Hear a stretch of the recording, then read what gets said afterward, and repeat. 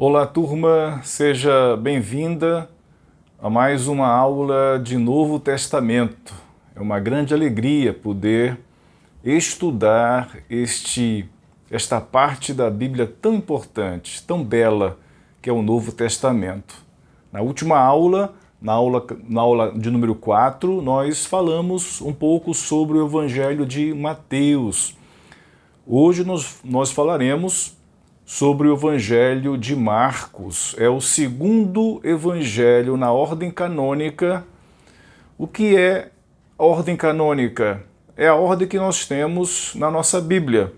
Mateus, Marcos, Lucas e João.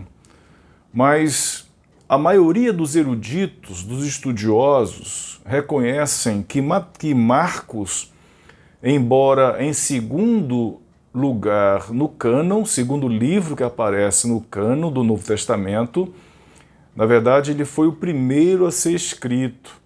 Esta é uma discussão longa que nós não vamos entrar, quem sabe no outro momento, quem sabe numa aula específica para isto, mas não é importante. Não é importante se veio antes ou depois, o importante é que é um texto canônico, inspirado por Deus, útil para conhecermos a vida, uma parte dela, pelo menos, da vida de nosso Senhor Jesus Cristo. Então, é importante refletir nesse início de aula quem foi Marcos. Você já percebeu que Marcos não aparece na lista de discípulos de Jesus, porque Marcos não foi um discípulo de Jesus. Ele era um judeu, mas não discípulo e nunca foi apóstolo. No entanto, o seu evangelho é um evangelho canônico. Está na lista dos evangelhos considerados como autoridade para assuntos espirituais. É um evangelho autoritativo, portanto. Então, Marcos, é importante a gente passar por ele, né?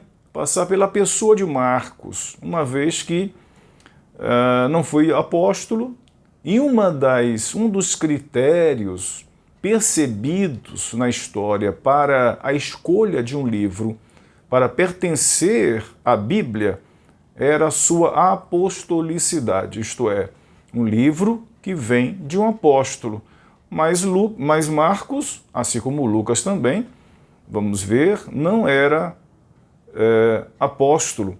Então, como Lucas aparece, ou como Marcos, perdão, como o evangelho de Marcos aparece entre os evangelhos? Nós temos Mateus, que foi um apóstolo, discípulo, você percebe isso nas listas de chamada de Jesus para os seus discípulos. Mateus era um publicano, era um cobrador de impostos, era um judeu a serviço de Roma, mas era um judeu, foi chamado, tornou-se discípulo, depois apóstolo, escreveu um livro que leva o seu nome e foi aceito porque vinha de um apóstolo. Mas Marcos não foi. Então é importante a gente passar um pouco sobre a pessoa de Marcos. Quem era Marcos?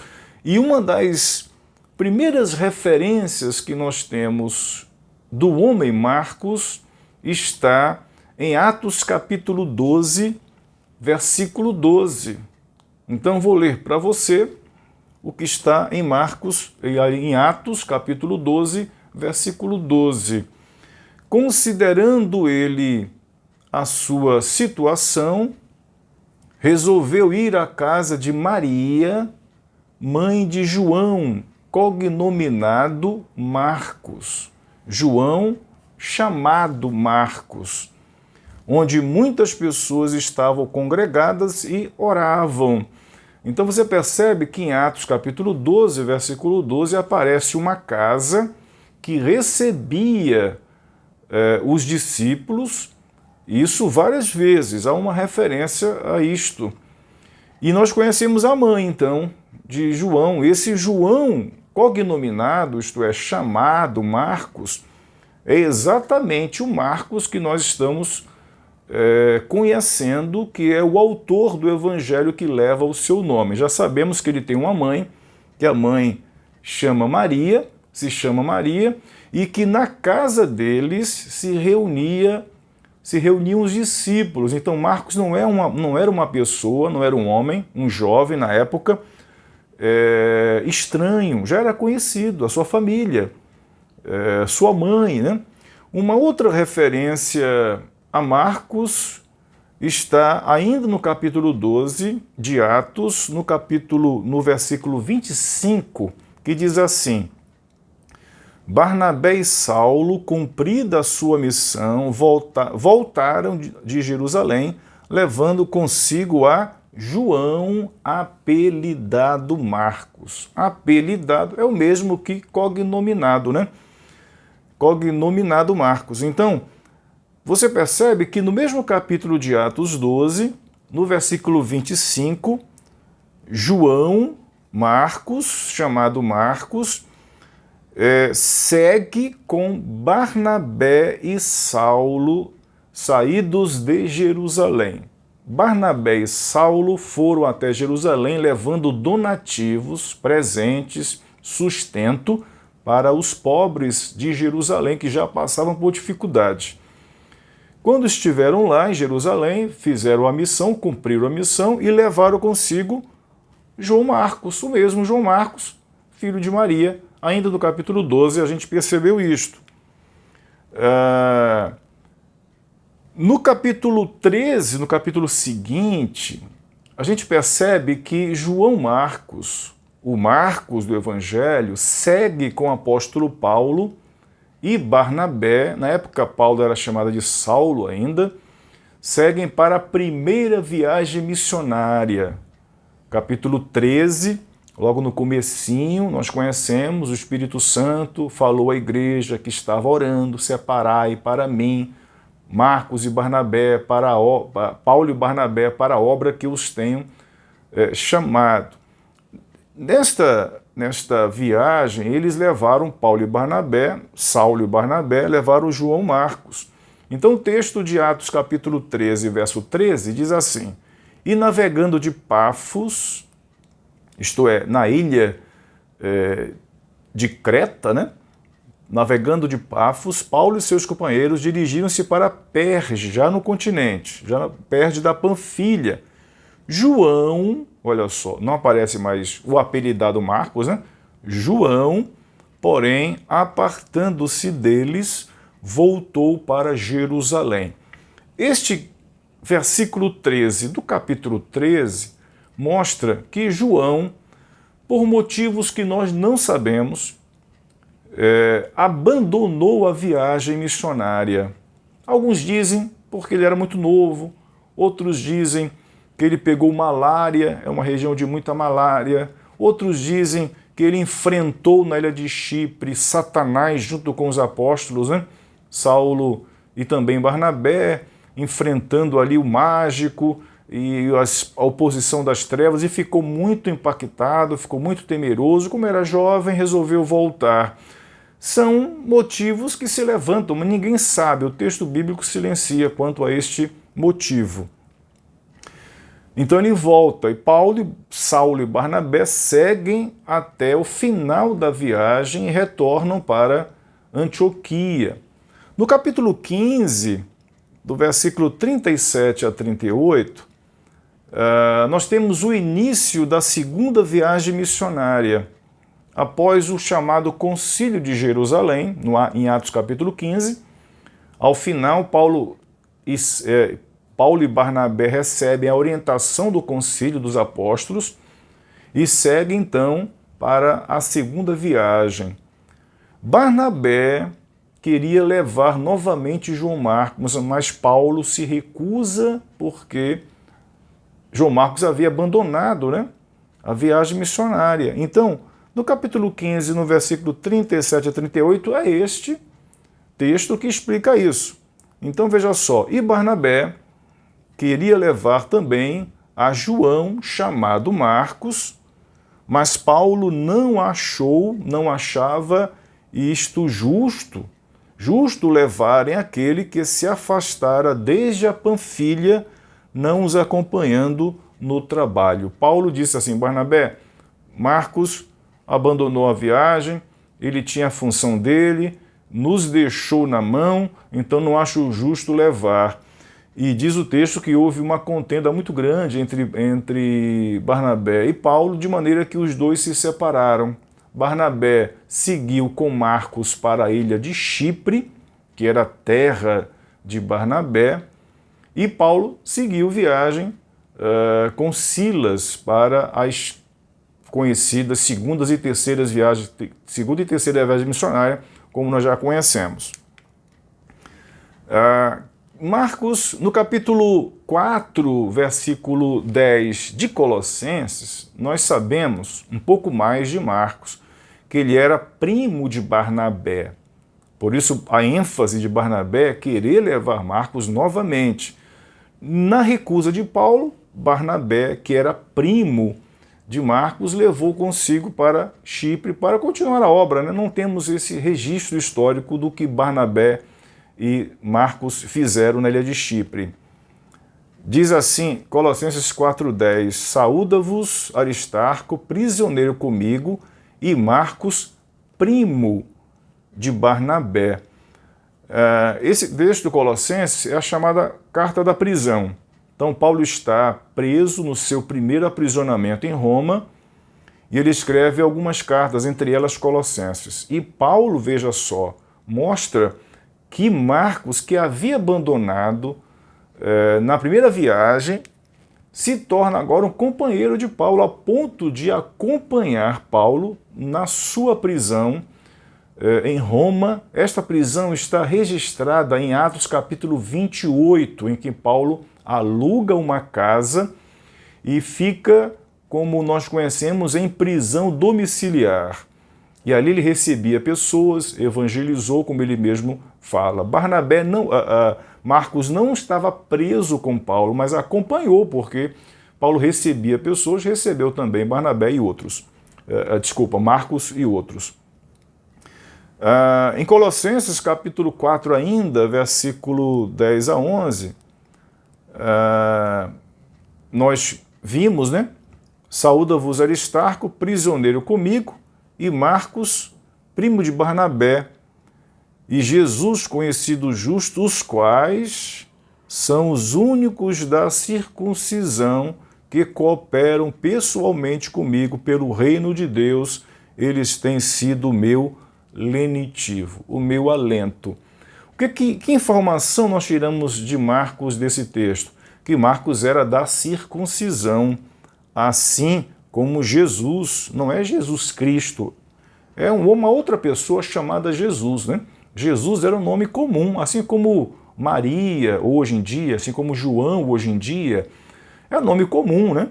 Então, esse Jesus que está registrado em Colossenses 4 não é Jesus Cristo, já havia morrido há algum tempo. É uma outra pessoa, companheira de Paulo, chamada Jesus. Então, Jesus, conhecido por justo, e Marcos, os quais são os únicos da circuncisão que cooperam pessoalmente, diz Paulo, comigo, pelo reino de Deus. Então, nós sabemos que Marcos era um judeu. Muito bem. Em 2 Timóteo, capítulo 4, versículo 11, Paulo está preso novamente, agora na sua segunda prisão e final. Desta prisão em Roma, que aparece em 2 Timóteo, Paulo não é solto mais. Da primeira ele foi, mas da segunda não, ele vai morrer. E o que é interessante, as palavras de Paulo a Timóteo, 2 Timóteo capítulo 4, verso 11, Paulo diz, somente Lucas está comigo. Quem é Lucas? O autor do Evangelho. Toma contigo Marcos e traze-o, pois me é útil para o ministério. Paulo e Marcos havia se reconciliado, né? Eles que antes haviam rompido, porque Paulo recusou-se a levar Marcos na sua segunda viagem. Agora, Paulo diz para que Timóteo leve Marcos para Roma, onde Paulo está preso, e Paulo dá um testemunho favorável sobre Marcos, dizendo que ele é uma pessoa útil para o ministério. Então veja só que as coisas se resolveram entre eles, né? 1 Pedro, capítulo 15, verso 13, Marcos é encontrado agora junto com Pedro. Veja que Marcos era um crente ativo, né? Atuante na obra missionária. Em 2 Timóteo ele vai se encontrar com Paulo. Em Colossenses já estava com Paulo preso em Roma, agora ele vai aparecer com Pedro. Na primeira epístola de Pedro, no capítulo 5, verso 13, Pedro diz assim: aquele que se encontra em Babilônia, nós achamos que esta Babilônia é Roma, não é a Babilônia lá da Mesopotâmia, é a cidade de Roma, né? Também eleita, vos saúda como igualmente meu filho Marcos. Pedro chama Marcos de filho, que está saudando junto com ele as igrejas ali da Ásia Menor, para onde ele escreve. Então, 1 Pedro 5,13 mostra claramente Marcos associado ao apóstolo Pedro, como também esteve associado algumas vezes com o apóstolo Paulo. Então, era uma pessoa que andou com os apóstolos. Marcos capítulo 15, alguns consideram, aliás 14, né, verso 51 e 52, alguns consideram que este jovem que é citado no Evangelho de Marcos capítulo 14 é uma referência do autor. Ele mesmo escreveu o que aconteceu com ele ali quando era jovem.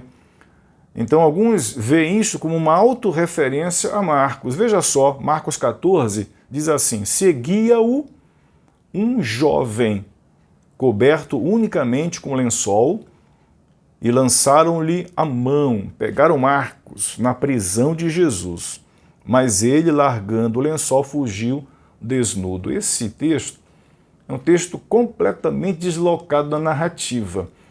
Mas alguns entendem, portanto, que esta referência a este jovem, este episódio tão diferente, que poderia nem estar no Evangelho, é uma assinatura de Marcos, de João Marcos, isto é uma referência a ele mesmo, né? É uma coisa interessante assim. Muito bem. Estas são algumas chamadas evidências internas, são evidências, provas da pessoa de Marcos dentro do texto bíblico, mas há uma referência externa. Esta referência externa vem de Papias, de Hierápolis. Hierápolis era uma cidade. E Papias era um líder da igreja por volta de 140 depois de Cristo. O apóstolo João morreu mais ou menos em 98. De 98 para 140 não é muito tempo, né? Então alguns acreditam que Papias conheceu o apóstolo João bem velhinho já. E Papias era um líder na igreja de Hierápolis, era um pastor. A história o chama de padre, né? Os pais da igreja, ele era um pai da igreja, era um líder, era um teólogo, era um pastor que pastoreava uma igreja. Papias faz uma afirmação acerca de Marcos que não está no texto bíblico claro, né? Está na história, é um registro histórico. O que Papias fala sobre Marcos? E o presbítero costumava dizer isto. Papias está falando e o presbítero costumava dizer isto. Quem é esse presbítero? Se considera que é o presbítero João. Você já leu as cartas de João? João não se auto-intitula presbítero, embora seja apóstolo também. Então, Papias toma o mesmo tratamento que o apóstolo João, presbítero. Então, se entende que este presbítero era o apóstolo João. Portanto, Papias conheceu o apóstolo João. E o presbítero costumava dizer isto. Marcos, isto é, João costumava dizer isso. O apóstolo João. Marcos tornou-se intérprete de Pedro e escreveu com exatidão tudo aquilo que se lembrava. É verdade que não em ordem das coisas ditas ou feitas pelo Senhor, pois ele não tinha ouvido o Senhor, nem havia o seguido, não era um apóstolo, não foi um discípulo, e Papias reconhece isto. Mas, posteriormente, de acordo com o que eu disse, seguiu a Pedro, como nós vimos, né? Pedro referindo-se a Marcos como meu filho, em Roma, chamada de Babilônia no texto bíblico. Seguiu a Pedro, que costumava ministrar ensino conforme se tornava necessário, mas não organizando, por assim dizer, os pronunciamentos do Senhor, de sorte que Marcos nada fez de errado ao pôr por escrito fatos isolados à medida que se lembrava deles. De uma coisa ele cuidou, não deixar de fora nada do que ouvira e não fazer nenhuma afirmação falsa. Esta citação de Papias está dentro de uma obra histórica chamada História Eclesiástica, de um historiador cristão chamado Eusébio, que também era um pastor. Eusébio de Cesareia, era uma cidade de Cesareia, ele era de lá. Então, Eusébio de Cesareia registrou no seu livro de História, História Eclesiástica, História da Igreja, esta citação de Papias, nos esclarecendo que Marcos não foi apóstolo, não seguiu Jesus, como nós sabemos, e mostra como Marcos escreveu o seu evangelho. Ele escreveu a partir das palavras do ensino de Pedro. E mais, Papias diz que Marcos escreveu não em ordem, isto é, não era uma proposta de escrever em ordem cronológica a história de Jesus, mas pegou eventos de Jesus e fez uma unidade no seu livro. É uma coisa interessante, né? Então ele colocou por escrito fatos isolados, isto é, momentos da vida de Jesus, e colocou no livro à medida que se lembrava deles. De uma coisa, Papias disse, não deixar de fora, Marcos não deixou de fora nada que ouvira e não fez nenhuma afirmação falsa. Por isso, o Evangelho de Marcos é um evangelho altamente confiável, que mostra os primeiros momentos da vida de Jesus. Portanto, Marcos escreveu provavelmente este evangelho na cidade de Roma, porque ele escreve para gentios, muito diferente, a maneira como ele escreve é muito diferente da maneira como Mateus escreve, porque Mateus escreveu para judeus e Marcos escreveu para gentios, e esses gentios podem ser quaisquer nações, mas nós entendemos que esses gentios eram romanos, porque Marcos aparece, como nós já vimos, em Colossenses 4,10 com Paulo em Roma, e também com Pedro. Nós lemos isso em 1 Pedro 5,13. Então Marcos conhecia Roma, esteve com Paulo e com Pedro.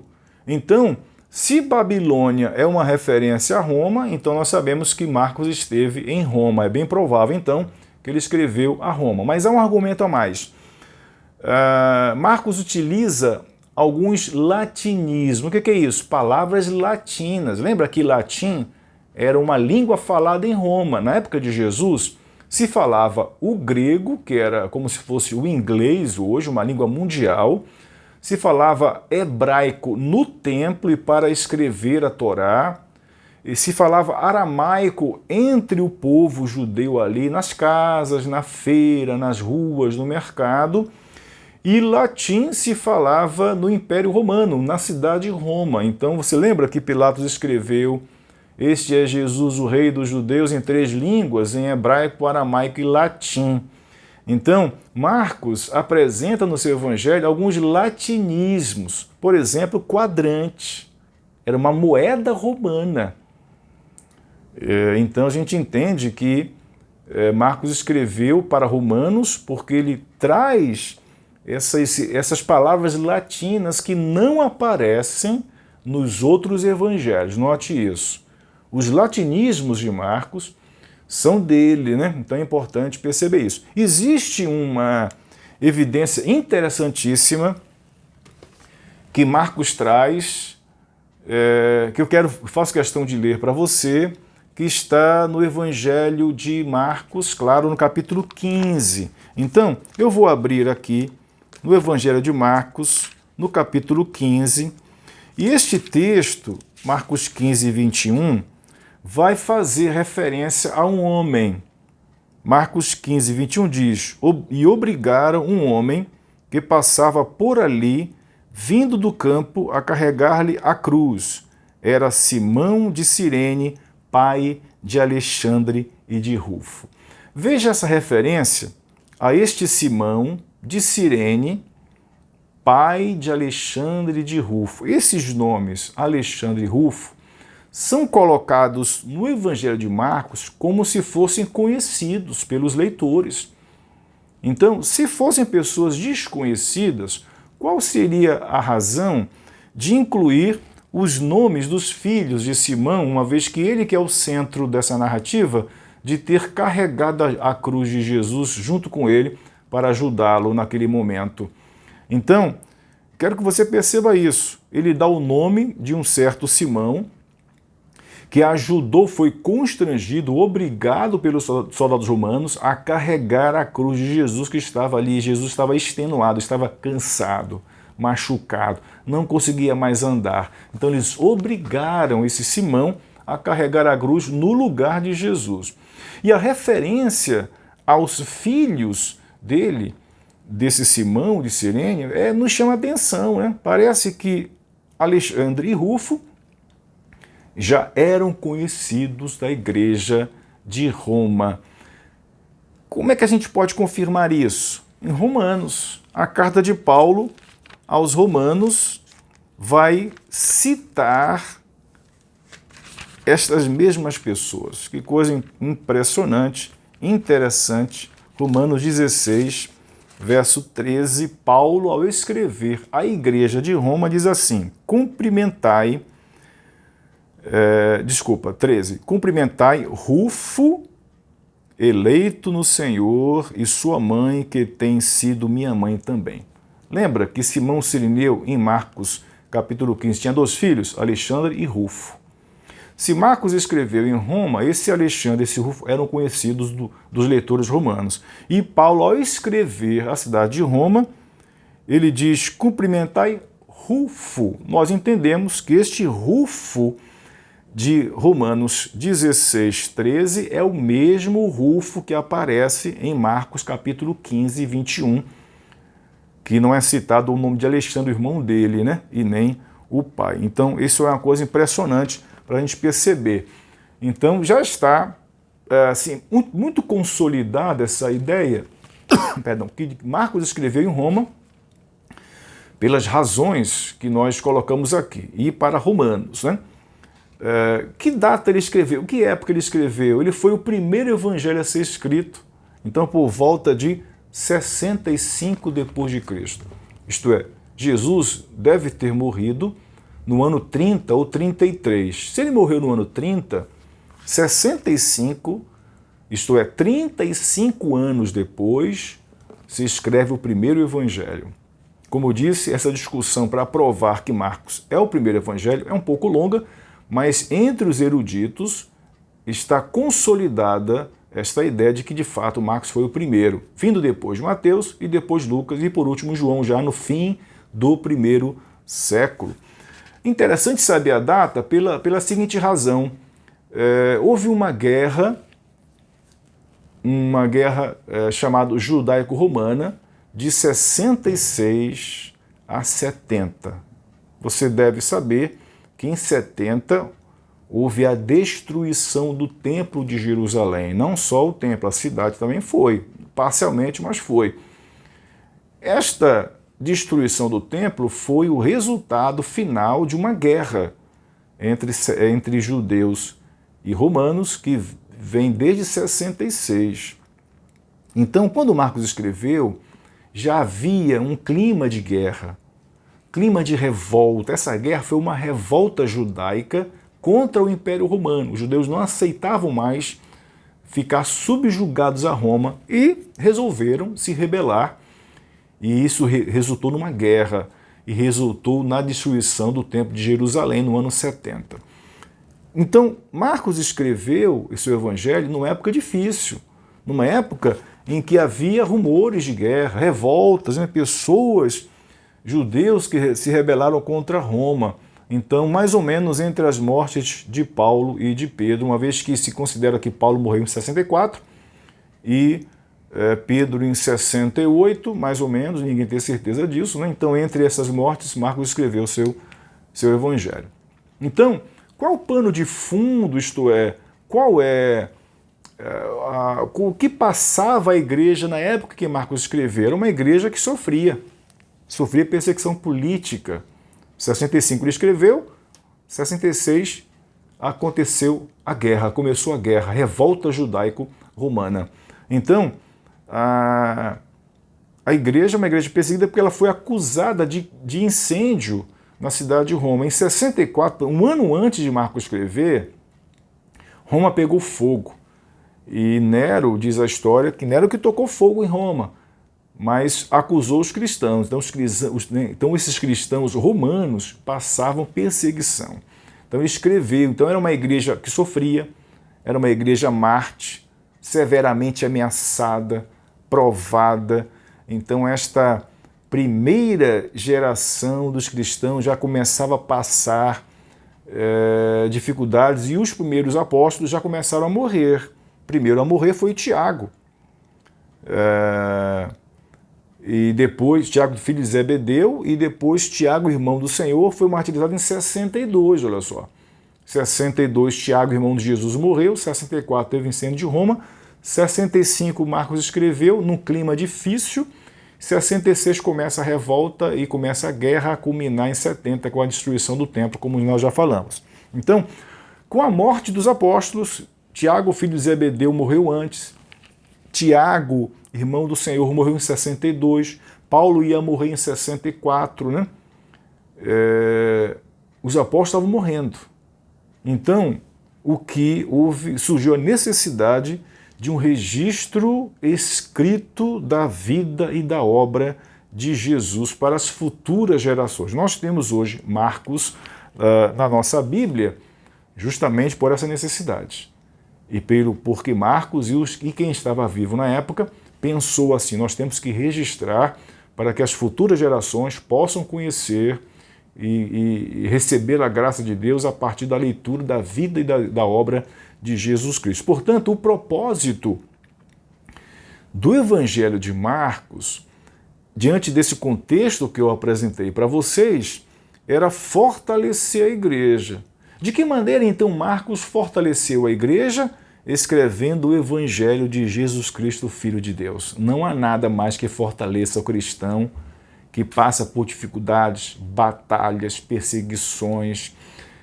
É a força que vem da vida de Jesus, do que ele fez, do que ele falou, dos milagres, e isso nos fortalece. E fortaleceu os primeiros cristãos também. Muito bem. O Evangelho de Marcos pode ser organizado, né, em esboço. E o esboço está aqui. Eu proponho 2 esboços para Marcos. Primeiro, o esboço geográfico, que os demais evangelhos, você lembra, chamados sinóticos, Mateus e Lucas, seguem também. Mateus e Lucas seguem o cronograma, a ordem geográfica de Marcos. Então ele começa com os antecedentes do ministério, né?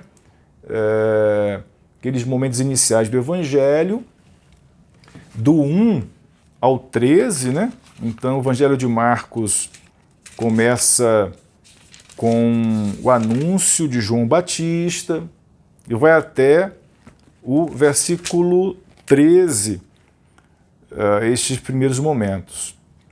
Do capítulo 1 ao capítulo 9, verso 50, são os capítulos do ministério de Jesus na Galileia, isto é, no norte da Palestina, naquele primeiro mapa que nós mostramos. Ali é chamado o Mar da Galileia, então a região é Galileia, no norte da Palestina. Jesus passa quase a sua vida toda ministrando na Galileia, e Marcos faz isso. Do capítulo 1, verso 14, ao capítulo 9, verso 50, Jesus está na Galileia e nos arredores ali da Galileia, né? No capítulo 10 ao 16, portanto, é o ministério de Jesus na Judéia e a sua morte. Então, do capítulo 10 ao 16, 10, 11, 12, 13, 14, 15, 16. Seis capítulos apenas. Portanto, é um pouco menor que a primeira parte na Galileia. É o ministério de Jesus na Judéia, terminando com a sua morte em Jerusalém. E, por fim, do versículo 9 ao 20, relatos da ressurreição, aparições e ressurreição de Jesus. Esse é um esboço geográfico, né? Então, você percebeu, Galileia, ministério da Galileia, Jesus vai descer para a Judéia, terminando em Jerusalém com a sua morte e a sua ressurreição. Esse é o esboço geográfico de Marcos. Existe um esboço teológico, que era a proposta de Marcos, que se divide em duas partes apenas, que é Marcos mostra o poderoso Filho de Deus em ação como servo. Você lembra que Marcos começa o seu evangelho como princípio do evangelho de Jesus Cristo, o Filho de Deus. Então, na primeira parte, por assim dizer, primeira metade do seu evangelho, Marcos quer mostrar o Filho de Deus poderoso, atuando, agindo. Por que como servo? Porque ao curar, ele estava servindo o doente. Ao libertar dos demônios, ele estava servindo o endemoniado. Ao pregar e ensinar as multidões, ele estava servindo as multidões, né? Então, ele era o servo. Então, esse poderoso Filho de Deus, na primeira metade do Evangelho de Marcos, ele está agindo. Na segunda metade do Evangelho de Marcos, esse poderoso Filho de Deus continua em ação agora como sacrifício pelo pecado. Na primeira parte do Evangelho de Marcos, Jesus está ensinando, curando, falando com as pessoas. Na segunda metade, este mesmo poderoso Filho de Deus agora é um sacrifício. E Marcos quer mostrar isso, né? Sacrifício pelo pecado. Muito bem, vamos trabalhar com as ênfases teológicas do Evangelho de Marcos. Nós já vimos que, pelo esboço teológico, nós já temos uma noção da proposta, do propósito do livro, que era fortalecer uma igreja que sofria perseguição. E no próprio esboço do livro, dividido em dois, aquele esboço teológico, Marcos quer mostrar a primeira parte do seu livro, primeira metade, o Filho de Deus em ação, né?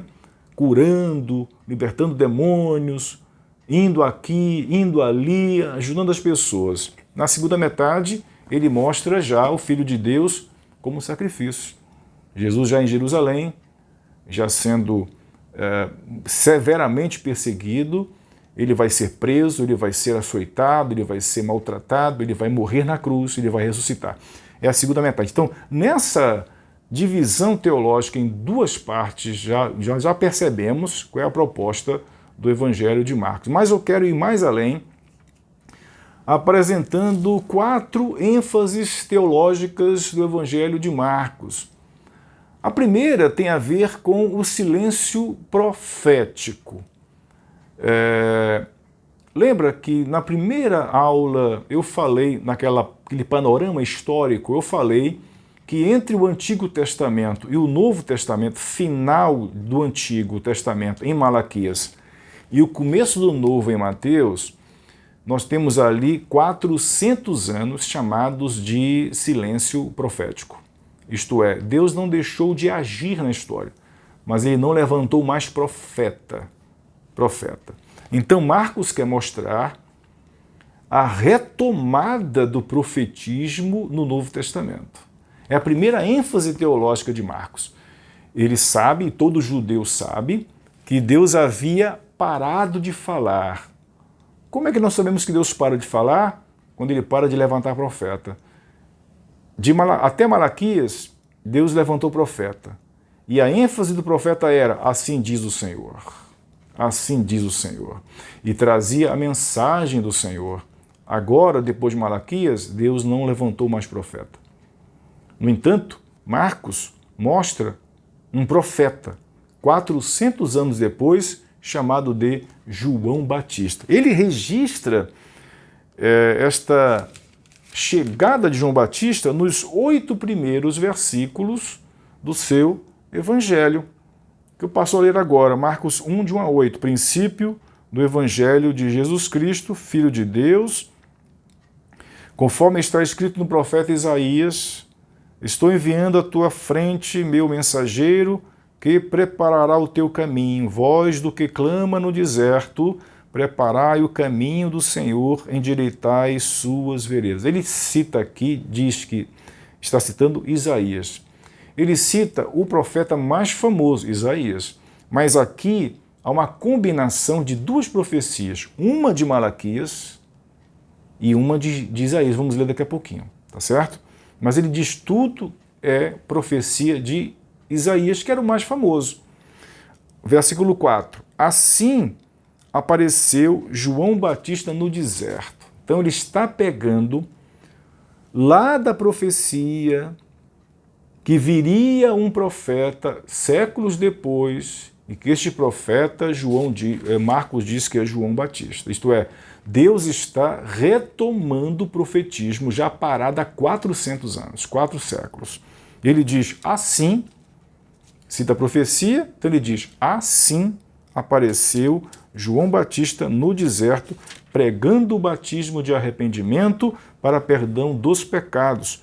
Todos os da terra da Judéia e todos os moradores de Jerusalém dirigiram-se a ele e eram batizados por ele no Rio Jordão, confessando seus pecados.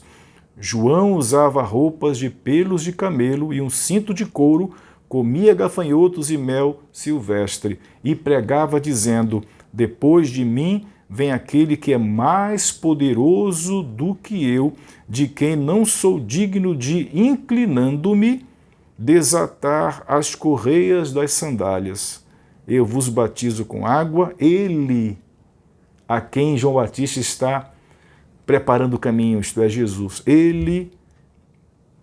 Eu vos batizo com água, ele, porém, vos batizará com o Espírito Santo. Então você percebeu que João começa com João Batista, por quê? É claro, porque João está percebendo que Deus voltou a falar. Havia parado 400 anos e agora voltou a falar. E ele cita, eu quero que você perceba, Malaquias, capítulo 3, que é um dos profetas, embora ele diga que toda a profecia que ele cita vem de Isaías, parte dessa profecia vem de Malaquias, capítulo 3, verso 1. Olha o que diz Malaquias, o último profeta do Antigo Testamento. Malaquias 3:1. Enviarei o meu mensageiro, que preparará o caminho diante de mim, e de repente o Senhor, a quem buscais, o mensageiro da aliança, a quem desejais, virá a seu templo, ele vem, diz o Senhor dos Exércitos. Enviarei o meu mensageiro, que preparará o caminho diante de mim. Exatamente o que Marcos apresenta no começo do seu evangelho. Outro profeta que ele cita é Isaías, capítulo 40, que eu estou lendo no Antigo Testamento, para que você perceba de onde ele tirou, né, essa profecia. Isaías 40, versículo 3, Isaías diz assim: voz do que clama, preparai o caminho do Senhor no deserto, endireitai ali uma estrada para o nosso Deus. Primeira ênfase teológica de Marcos é dizer: Deus voltou a falar. Deus que andou calado 4 séculos, 400 anos. Deus que havia fechado a boca, agora ele voltou a falar na pessoa do profeta João Batista. Por isso que João Batista é tão importante. E ele cita o último profeta Malaquias e Isaías, que era o maior profeta, chamado profeta messiânico, né? Profeta que anunciou o Messias. Então, Marcos quer mostrar, então, que o silêncio profético havia terminado. Que coisa maravilhosa! Deus voltou a falar. E este, agora, profeta João Batista, que está falando o nome de Deus, está anunciando a chegada do Messias. A segunda ênfase teológica do Evangelho de Marcos é que tem a ver com a escatologia, isto é, o estudo das últimas coisas. Então, o tempo do fim escatológico havia chegado. As profecias do Antigo Testamento anunciavam o fim escatológico. Anunciavam a chegada do reino de Deus. Todo judeu esperava o Messias. Isto é, quando ele viesse, ele traria o reino. Era o tempo do fim. Marcos vai dizer isso no seu Evangelho, no capítulo 1, versículo 14, diz: depois que João foi preso, estou lendo Marcos 1, 14 e 15, depois que João foi preso, Jesus foi para a Galileia. Que João foi esse preso? João Batista. João Batista, não foi o João Apóstolo. Ele está falando de João Batista. Então, ele fala de João Batista no texto que nós lemos. Na sequência do capítulo 1, é o batismo de Jesus por João Batista. E lembrando que Batista aqui não é sobrenome, né? João, o batizador, está no grego. Portanto, Batista era a função de João, não era sobrenome. Por isso que ele nem fala João Batista, fala só João. Depois que João foi preso, Jesus foi para a Galileia pregando o evangelho de Deus e dizendo: completou-se o tempo e o reino de Deus está próximo. Arrependei-vos e crede no evangelho. Para Marcos, o tempo escatológico do fim havia chegado com o Messias, que é Jesus, e o próprio Jesus diz isso. Jesus disse: completou-se o tempo e o reino de Deus está próximo, arrependei-vos e crede no Evangelho. Então, a segunda ênfase teológica do Evangelho de Marcos é mostrar exatamente com a chegada de Jesus, que é o Messias, está estabelecido o novo reino, portanto, o tempo do fim esperado por todo judeu. Não da mesma forma que o judeu esperava, né? Porque ele esperava um Messias político, militar. Jesus veio de uma outra maneira, né?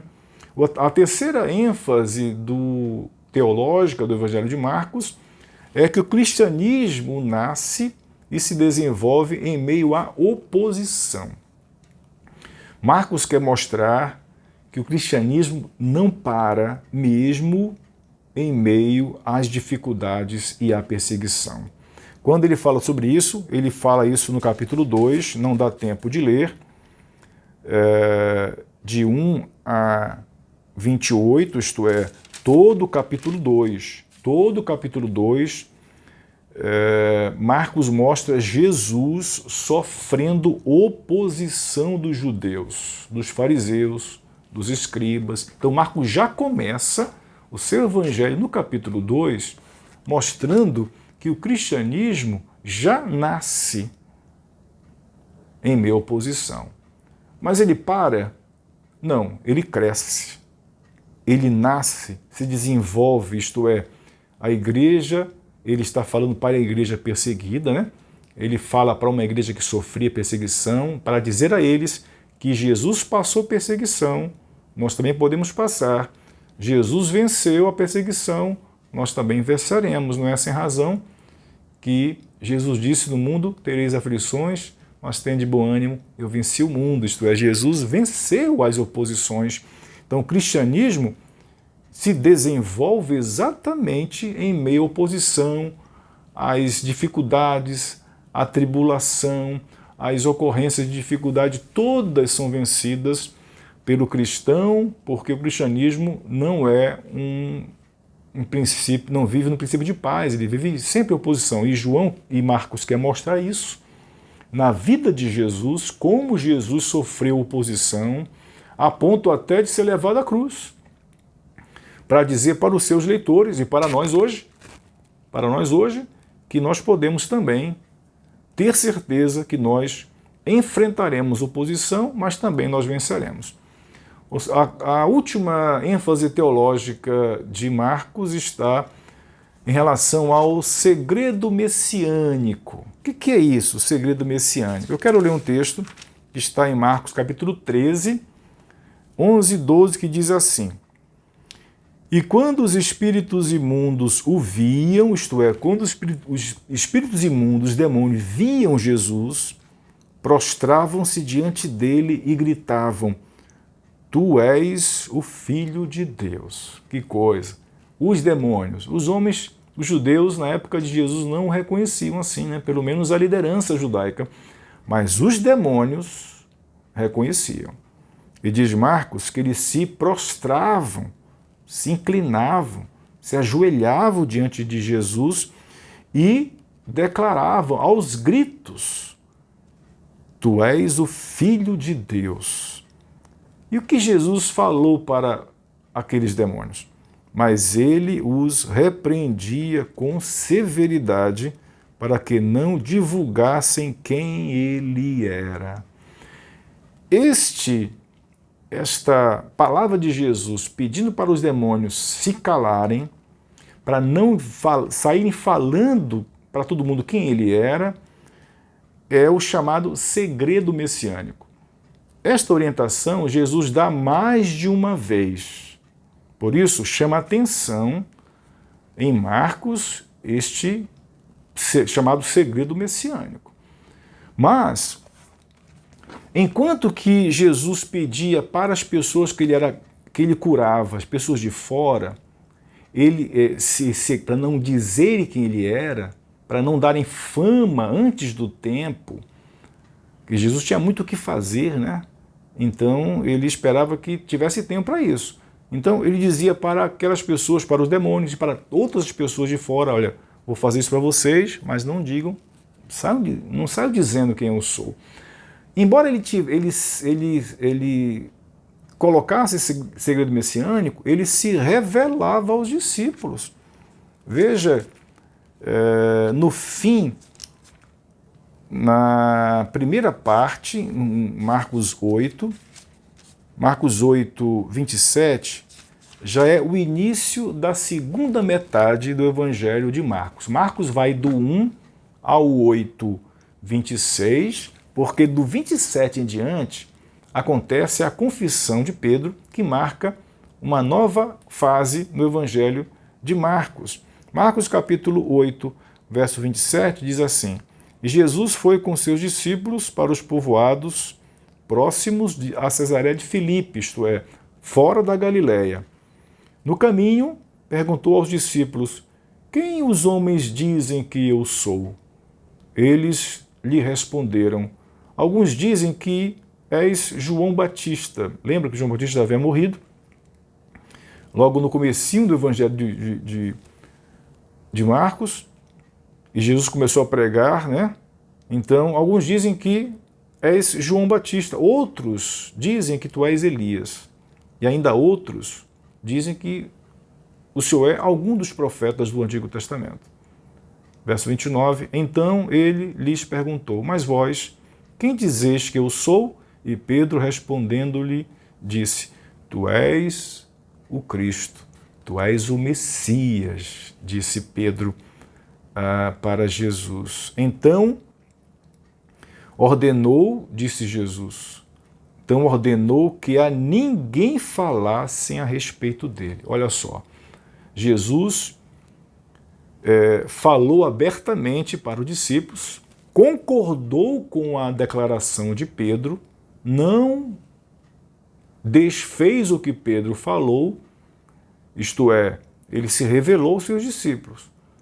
Mas ele mantém o segredo messiânico no versículo 30, quando diz: e Jesus ordenou a quem? Aos discípulos, a Pedro, que a ninguém falasse a respeito dele. Isto é, não era para nenhum dos apóstolos, nesse momento, sair falando que ele era o Messias, que ele era o Cristo. Não era. Mas Jesus revelou-se aos discípulos. Olha só, no versículo 31. E começou a ensinar-lhes. Jesus começou a ensinar os apóstolos, os discípulos. E começou a ensinar-lhes que era necessário que o Filho do Homem sofresse muitas coisas, fosse rejeitado pelos líderes religiosos, principais sacerdotes e escribas, fosse morto e depois de 3 dias ressuscitasse. Jesus estava ainda mantendo o segredo para os de fora, mas para os de dentro, para os discípulos, ele se revelou completamente, dizendo o que iria acontecer com ele. Era necessário que o Filho do Homem sofresse muitas coisas, fosse rejeitado pelos líderes religiosos, principais sacerdotes e escribas, fosse morto e depois de 3 dias ressuscitasse. Este é uma ênfase teológica perceptível, percebida no Evangelho de Marcos.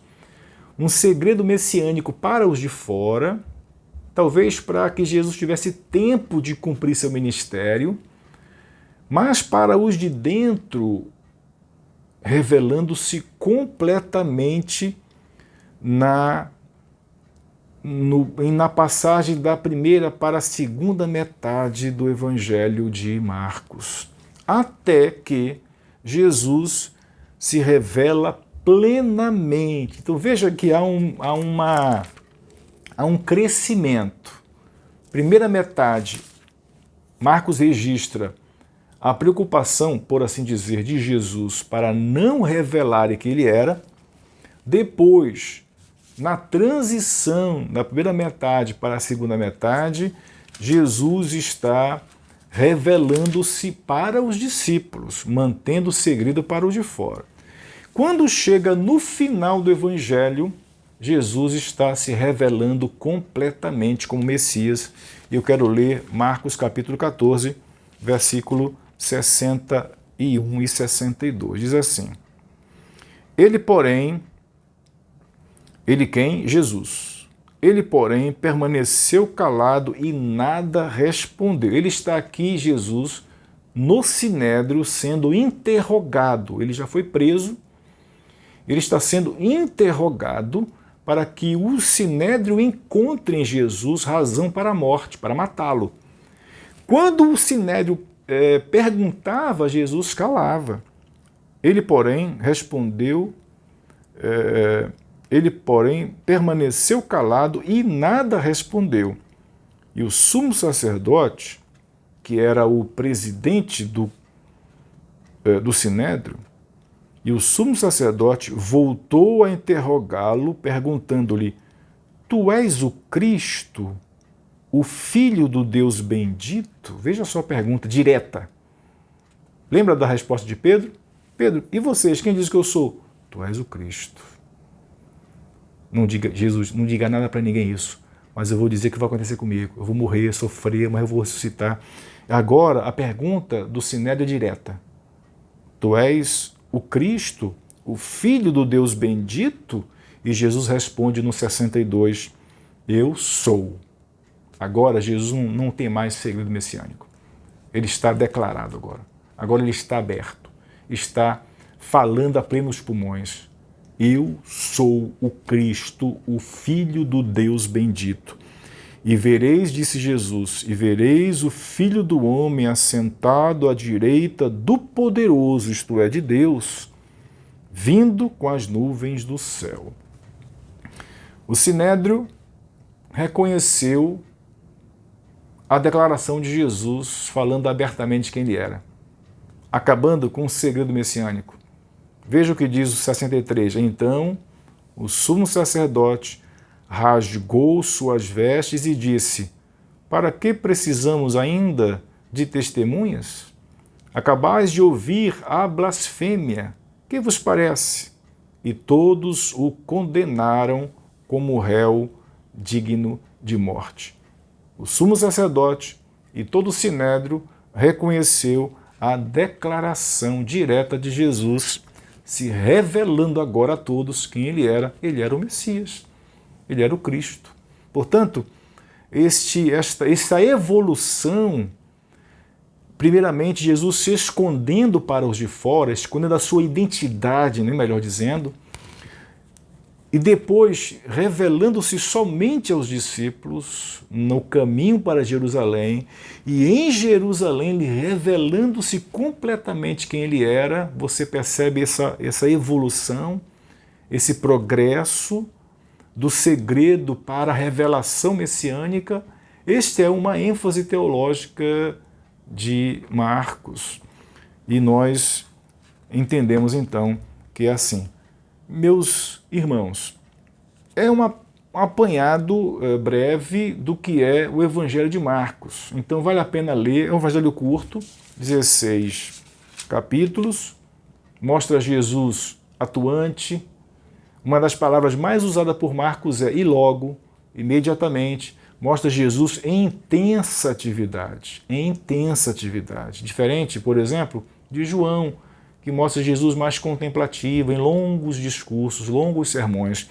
Marcos não, quer mostrar Jesus atuante, servindo, abençoando, em meio à oposição, e assim ele quer mostrar nesse evangelho, como dizia Papias, o que ele escreveu sobre Jesus Cristo, sem nada omitir, sem nada encobrir e também sem acrescentar nada. Evangelho canônico de Marcos, evangelho abençoado, que nós precisamos ler mais de uma vez. Nós vamos ficar por aqui com esta aula, com o evangelho de Marcos. Na próxima aula, nós veremos o último evangelho sinótico, que é o evangelho de Lucas. Na ordem, Mateus, Marcos e terceiro evangelho, na ordem canônica, evangelho de Lucas. Espero todos. Até lá e que Deus os abençoe.